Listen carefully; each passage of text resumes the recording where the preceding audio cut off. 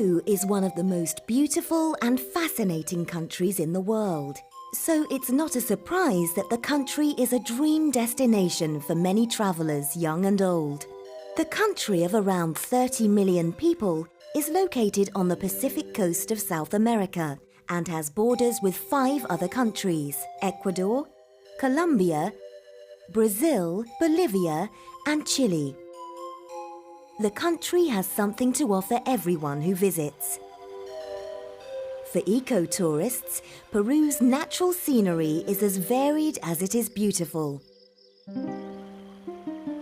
Without leaving the country, you can travel from the beach to the desert, and from the soaring Andes Mountains to the depths of the Amazonian rainforest. You can experience trekking through the wilderness and encountering stunning wildlife. And it's not just the natural environment that is extraordinary in Peru. Cultural tourists will enjoy the vibrant modern cities like Lima. In old cities like Cusco, you can learn more about the ancient Inca culture of Peru in fascinating museums and palaces.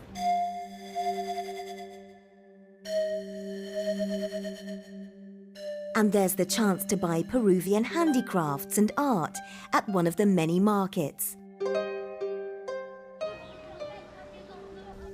And in isolated areas of the country, there are some of the most astonishing man-made sites in the world. Ancient and mysterious Inca settlements. And the amazing floating homes on Lake Titicaca. But there's one place in Peru that has become the ultimate destination for adventurous travellers from around the world. It's a place that has been voted one of the 7 wonders of the modern world and is an iconic symbol of Peru, with nearly 1 million visitors every year. It's Machu Picchu, the lost city of the Incas.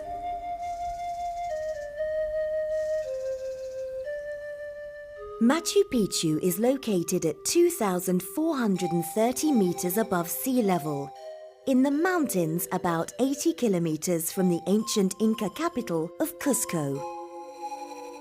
In July 2011, Machu Picchu celebrated the 100th anniversary of its rediscovery by an American explorer called Hiram Bingham, who worked at Yale University. While Bingham's discovery brought the hidden site to the attention of the world, the mysterious origins of Machu Picchu stretch much further back into history.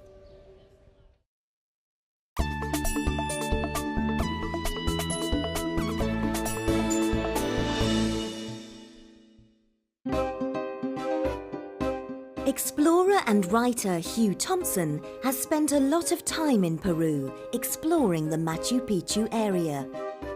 I first went to Peru almost 30 years ago, and I went because someone told me that there was a ruin near Machu Picchu which had been found once and then lost.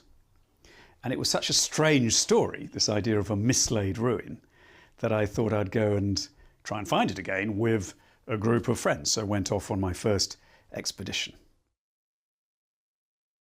I think one of the most extraordinary things about Machu Picchu, which is the greatest of all the Inca sites or ruins, is that we have only known about it for 100 years, which seems extraordinary if you think how important it is. If you compare that to the pyramids in Egypt or the other great ruins of the ancient world, it's incredible that Machu Picchu should have been lost, so to speak, for so long. Machu Picchu was described by Hiram Bingham as the lost city of the Incas. And we still know very little about this amazing place. We don't know exactly when Machu Picchu was built because, of course, there's no written record. But we think around 1450 to 1470, some 50 years or so before the Spanish arrived in 1532. And then there's no record at all of Machu Picchu until 1911, when the American explorer Hiram Bingham discovered it. So what exactly was Machu Picchu? Was it really a city built in the mountains? We think that Machu Picchu was built as a winter estate for the Inca emperor Pachacuti and his court, so that they could escape from the winter cold of Cusco, their capital, which is much higher than Machu Picchu, and come down to the warmer climate for a few months in winter.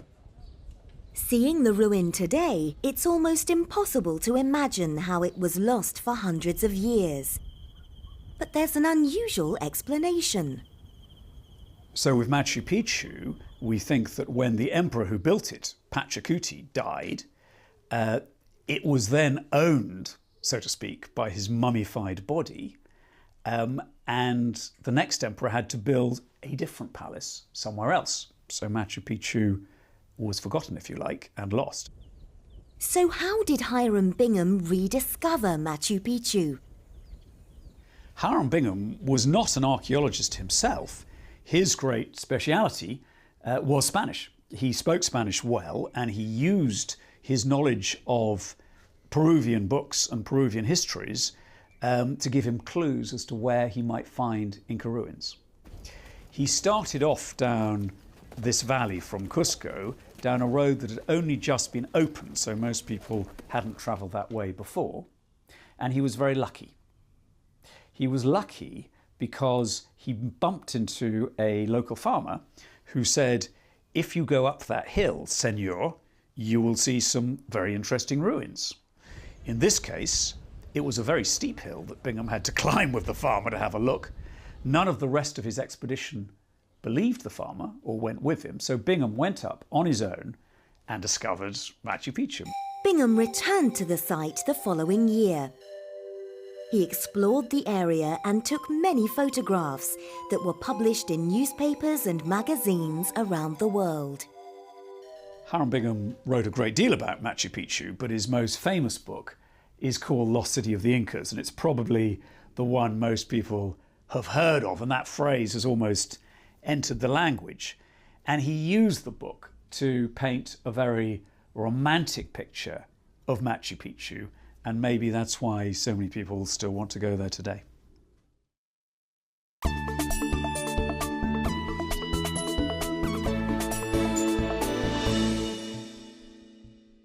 For many tourists today, the journey to Machu Picchu is almost as important as being at the palace. If you want to visit Machu Picchu today, you can either go the easy way, which is to take a train and then a bus up to the ruins, or you can do what the Incas themselves would have done, which is to take the Inca Trail. The Inca Trail is a route the Incas built themselves to travel from Cusco to Machu Picchu. The amazing high-altitude track takes 4 or 5 days for the modern visitor to walk. Walkers need to prepare well for the journey, or they can get into trouble. Because they are walking through forests and along narrow paths at high altitudes, the Inca Trail is not for the faint-hearted or unfit, and walkers need to plan their journey well in advance. The Peruvian authorities have restricted numbers on the Inca Trail to conserve it, so only about 500 people a day are allowed to be on the trail. It is a difficult route. You have to cross mountain passes of over 15,000 feet, so many suffer from altitude sickness, and it's physically extremely demanding. There's a great deal of up and down. So what advice would Hugh give walkers?